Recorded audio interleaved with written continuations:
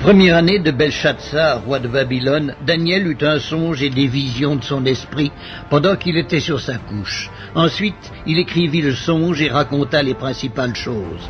Daniel commença et dit, « Je regardai pendant ma vision nocturne, et voici, les 4 vents des cieux firent irruption sur la grande mer, et 4 grands animaux sortirent de la mer, différents l'un de l'autre. Le premier était semblable à un lion et avait des ailes d'aigle. Je regardai jusqu'au moment où ses ailes furent arrachées. Il fut enlevé de terre et mis debout sur ses pieds comme un homme, et un cœur d'homme lui fut donné.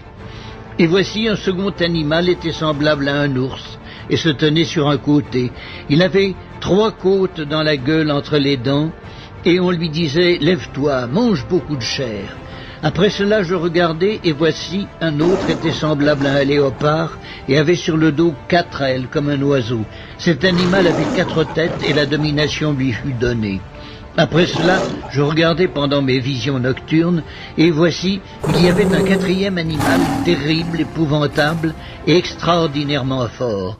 Il avait de grandes dents de fer, il mangeait, brisait, et foulait aux pieds ce qui restait. Il était différent de tous les animaux précédents, et il avait 10 cornes. Je considérai les cornes, et voici, une autre petite corne sortit du milieu d'elle, et 3 des premières cornes furent arrachées devant cette corne.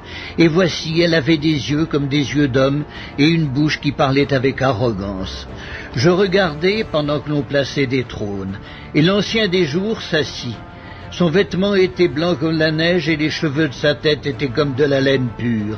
Son trône était comme des flammes de feu, et les roues comme un feu ardent. Un fleuve de feu coulait et sortait de devant lui. 1000 milliers le servaient et 10 000 millions se tenaient en sa présence. Les juges s'assirent et les livres furent ouverts. Je regardai alors à cause des paroles arrogantes que prononçait la corne, et tandis que je regardais, l'animal fut tué et son corps fut anéanti, livré au feu pour être brûlé. Les autres animaux furent dépouillés de leur puissance, mais une prolongation de vie leur fut accordée jusqu'à un certain temps. Je regardai pendant mes visions nocturnes, et voici, sur les nuées des cieux arriva quelqu'un de semblable à un fils de l'homme. Il s'avança vers l'ancien des jours, et on le fit approcher de lui. On lui donna la domination, la gloire et le règne. Et tous les peuples, les nations et les hommes de toutes les langues le servirent. Sa domination est une domination éternelle qui ne passera point, et son règne ne sera jamais détruit. Moi, Daniel, j'eus l'esprit troublé au-dedans de moi, et les visions de ma tête m'effrayèrent. Je m'approchai de l'un de ceux qui étaient là, je lui demandai ce qu'il y avait de vrai dans toutes ces choses. Il me le dit et m'en donna l'explication. Ces 4 grands animaux, ce sont 4 rois qui s'élèveront de la terre. Mais les saints du Très-Haut recevront le royaume, et ils posséderont le royaume éternellement, d'éternité en éternité. Ensuite, je désirais savoir la vérité sur le 4e animal, qui était différent de tous les autres, extrêmement terrible, qui avait des dents de fer et des ongles d'airain, qui mangeait, brisait et foulait aux pieds tout ce qui restait. Et sur les 10 cornes qu'il avait à la tête et sur l'autre qui était sortie, et devant laquelle 3 autres étaient tombés, sur cette corne, qui avait des yeux, une bouche parlant avec arrogance et une plus grande apparence que les autres, je vis cette corne faire la guerre aux saints et l'emporter sur eux, jusqu'au moment où l'ancien des jours vint donner droit aux saints du Très-Haut, et le temps arriva où les saints furent en possession du royaume. Il me parla ainsi. Le 4e animal, c'est un 4e royaume qui existera sur la terre, différent de tous les royaumes, et qui dévorera toute la terre, la foulera et la brisera. Les 10 cornes, ce sont 10 rois qui s'élèveront de ce royaume. Un autre s'élèvera après eux, il sera différent des premiers, et il abaissera 3 rois. Il prononcera des paroles contre le Très-Haut, il opprimera les saints du Très-Haut, et il espérera changer les temps et la loi. Et les saints seront livrés entre ses mains pendant un temps, des temps, et la moitié d'un temps. Puis viendra le jugement, et on lui ôtera sa domination, qui sera détruite et anéantie pour jamais. Le règne, la domination et la grandeur de tous les royaumes qui sont sous les cieux seront donnés au peuple des saints du Très-Haut. Son règne est un règne éternel, et tous les dominateurs le serviront et lui obéiront. Ici finirent les paroles. Moi, Daniel, je fus extrêmement troublé par mes pensées, je changeai de couleur et je conservai ces paroles dans mon cœur.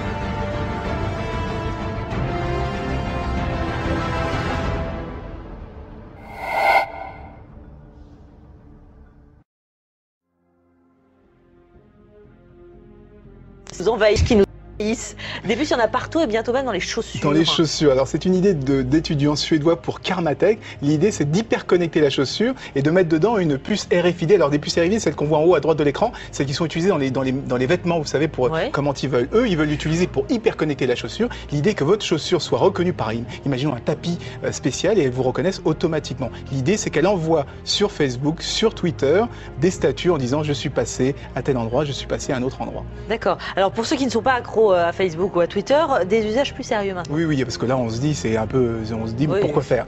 Mais il y a aussi des usages très sérieux parce que l'idée d'avoir un identifiant dans sa chaussure, c'est quand même beaucoup plus pratique et beaucoup plus discret que d'avoir une carte à puce dans son portefeuille. Et donc il y a des applications assez intéressantes. On va en voir quelques-unes. L'idée c'est par exemple quand vous allez à un concert, eh bien il n'y a plus besoin d'avoir un ticket. On paye sa place. Il y a aussi des systèmes de réservation. On peut payer en donnant un coup de pied directement dans la machine. L'idée c'est quand même que de remplacer les cartes mémoire par un appareil, par une puce RFID. Et l'idée aussi, c'est parce que, vous savez, beaucoup de gens s'inquiètent de la vie privée de cette nouvelle génération, mais cette nouvelle génération trouve ça formidable que tous ses copains sachent à n'importe quel moment où on se trouve. Et donc, c'est quand même fait pour les réseaux sociaux et pour envoyer toutes ces informations sur Internet. Ça veut dire qu'on ne va pas nous la greffer sous la peau, pas tout de suite. Non,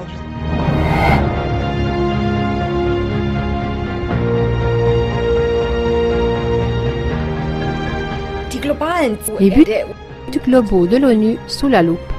Le 25 septembre 2015, les Nations Unies ont publié sous le nom de Agenda 2030 les 17 objectifs qu'ils veulent atteindre au cours des 15 prochaines années. Tandis que son prédécesseur, l'Agenda 21, se limitait presque uniquement à des aspects écologiques, le nouveau programme vise presque tous les domaines de la vie. Même si l'Agenda 2030 donne l'impression positive qu'il s'agit de prospérité, de paix et de justice sur une planète saine, en y regardant de plus près, on s'aperçoit cependant que tout n'est qu'un nouvel ordre mondial pour réduire tous les peuples en esclavage. Et voici en grande ligne les outils prévus. La centralisation des banques, l'abolition de l'argent liquide pour s'assurer un contrôle total de toutes les relations d'affaires, l'approvisionnement en nourriture régulé globalement par une minorité, surtout avec quelques grands groupes qui emploient principalement le génie génétique, l'interdiction de toute tentative d'autarcie, la suppression des contrôles nationaux sur les infrastructures et les ressources, en particulier les terres et l'eau, à force de privatisation dictée par le FMI, comme on le voit déjà actuellement en Grèce. La dissolution de la souveraineté nationale à l'échelle mondiale, l'imposition rigoureuse d'un monopole global de l'information, la surveillance généralisée, mind control, au moyen de la radiotechnologie mobile, des prétendues zones de libre-échange, TTIP et CETA, pour achever d'amener complètement l'Europe sous le diktat de l'oligarchie des banques américaines. Des taxes forcées sous n'importe quel prétexte, par exemple dans le domaine de l'environnement, des réfugiés, etc. Des guerres d'agression et de destruction initiées par les États-Unis et l'OTAN, sous couvert de missions de maintien de la paix et de la démocratie, le tout dans l'optique de déstabiliser l'Europe en l'inondant avec des réfugiés pour en fin de compte pouvoir la réduire en esclavage. La citation de l'écrivain et journaliste allemand Ludwig Börne résume bien cela. Si les gouvernements sont malades, alors les peuples doivent garder le lit. Spectateurs. En ce moment, le pour et le contre du paiement en liquide est largement discuté dans les médias. Ainsi, Peter Bofinger, membre du Conseil allemand des experts économiques, explique que l'argent liquide complique énormément les transactions financières. Comme exemple, Bofinger évoque le temps que les gens perdent à chercher la monnaie à la caisse du magasin et que la caissière perd à rendre la monnaie correcte. Par ailleurs, dit Bofinger, le marché du travail au noir et de la drogue serait rendu impossible avec l'abolition de l'argent liquide. Mais s'agit-il vraiment de ces problèmes? Les transactions financières sans aucun argent liquide ne résoudraient-elles pas plutôt un problème gigantesque des banques? La peur que soit connue de tous leur création d'argent à partir de rien. Cela veut dire concrètement que les banques prêtent de l'argent qu'elles ne possèdent pas réellement, ce qu'on appelle la monnaie scripturale, et encaissent des intérêts dessus. Si les clients des banques retiraient tout leur argent de leur compte, ce qui serait absolument leur droit, toutes les banques feraient faillite sous peu. Qui s'étonne alors encore de ce que l'argent liquide doit être aboli? Mesdames et messieurs, bonsoir. Dans une émission télévisée suédoise sur la mode, ils ont fait la publicité d'une puce émetteur NFC implantée dans la main. Cette puce est censée faciliter le paiement ainsi que l'utilisation d'appareils tels que les smartphones, les ordinateurs, les serrures et les voitures. Quelques entreprises implantent déjà gratuitement de telles puces sous la peau à de jeunes personnes lors de shipping parties. Cette générosité apparente est en réalité le début de l'abolition de l'argent liquide. La vraie stratégie de l'élite financière avec les puces RFID implantées a été dévoilée par le metteur en scène américain de films documentaires Aaron Russo après qu'il a parlé avec son ami de l'époque, Nicolas Rockefeller. Ces puces doivent devenir obligatoires pour tous les citoyens, ce qui rend possible la surveillance de chacun. Les opposants politiques peuvent être désactivés en leur bloquant l'accès aux transactions financières. En Suède, l'abolition de l'argent liquide était déjà prévue pour 2015. Seules les protestations de la population ont empêché cela. Maintenant, elle doit donc être introduite par la porte de derrière. Le portail d'information indépendant Status Quo News a rapporté le 27 janvier 2016 que la plus grande banque norvégienne, la société anonyme DNB ASA, va complètement abolir l'argent liquide pour ses clients. Le chef de la DNB, Trond Bentestuen, a dit récemment dans une interview avec le plus grand journal d'Oslo, le Verdens Gang, que la Norvège n'a pas besoin d'argent liquide. Ce qui est intéressant, ce sont les détails de son explication. Je cite Bentestuen. 60% de l'argent liquide qui circule en Norvège est hors de notre contrôle. Une grande partie de cet argent se trouve chez les gens sous leur matelas. C'est de l'argent que nous ne voyons pas. Avec cette déclaration, Bentestuen donne un indice de ce qui se trouve derrière cette abolition de l'argent liquide demandée et planifiée par certains cercles. Les banques, qui se trouvent sous pression à cause de la crise économique mondiale, veulent s'assurer l'accès aux avoirs de leurs clients. Ceci ne fonctionne que si les clients bancaires laissent l'argent sur leur compte et ne l'accumulent pas justement en liquide, sous leur matelas ou dans un coffre. Pour atteindre ce but, on essaye de plus en plus de criminaliser la possession d'argent liquide. Selon une notification de l'agence de presse allemande dpa du 22 janvier, le chef de la banque allemande Deutsche Bank, John Siran, a dit lors du dernier Forum économique mondial de Davos que l'argent liquide ne sert plus qu'aux blanchisseurs de capitaux et autres criminels pour masquer leurs affaires. Un autre partisan de l'interdiction de l'argent liquide, l'économiste allemand Peter Bofinger, a déclaré dans le journal allemand Spiegel: « S'il n'y a plus d'argent liquide, la barrière de l'intérêt zéro est supprimée et plus rien n'arrête les intérêts négatifs. » Cela veut dire que si vous ne pouvez plus vous faire verser votre avoir en liquide par votre banque, votre avoir peut être diminué à tout moment par un intérêt négatif, ou même qu'un prélèvement sur les avoirs peut être effectué sur votre compte sans que vous puissiez vous défendre contre cela. Le chemin de fuite pour votre capital serait ainsi coupé. Et c'est exactement à cet endroit que commence le scénario qui s'applique depuis le 1er janvier. Si une banque devait devenir insolvable en Europe, le titulaire normal d'un compte serait obligé de faire ce qu'on appelle un bail-in. Cela veut dire que les faillites bancaires futures ne seront plus couvertes par l'argent du contribuable, donc un bail-out, mais payées par les titulaires de compte de la banque, un bail-in. Les gouvernements veulent certes faire croire aux titulaires de compte que seuls les comptes avec un avoir supérieur à 100 000 € seront utilisés en cas de krach financier bancaire et que les avoirs inférieurs à ce montant seront couverts par un fonds de garantie des dépôts. Mais en y réfléchissant bien, on s'aperçoit qu'il n'y a pas assez d'argent dans ces prétendus fonds de garantie des dépôts pour couvrir tous les comptes qui seraient concernés lors d'un krach bancaire. Sans argent liquide, votre avoir serait perdu à tout jamais. Nous développerons d'autres aspects actuels de l'interdiction planifiée de l'argent liquide afin de vous montrer les liens véritables à ce sujet. Restez donc avec nous et considérez qu'en ce moment, seul le liquide est valable.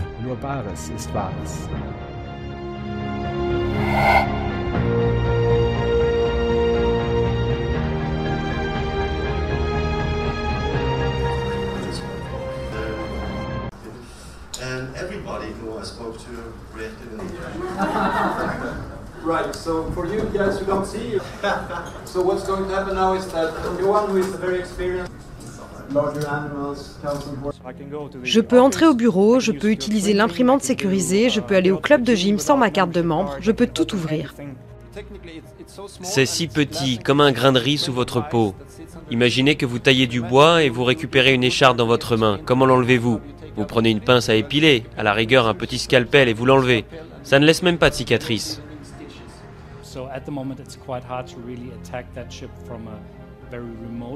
Pour l'instant, c'est assez difficile de vraiment pirater cette puce à distance, mais il y a d'autres choses comme la protection, qui est juste un code à 4 chiffres.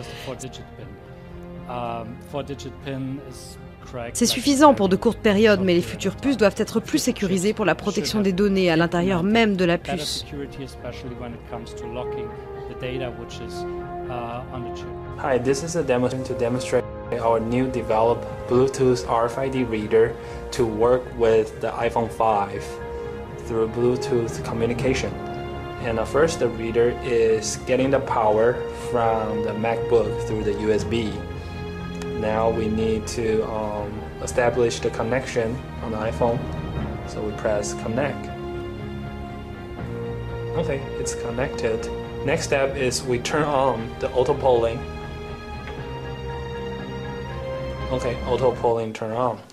So now we will try to show different RFID card reading to the reader.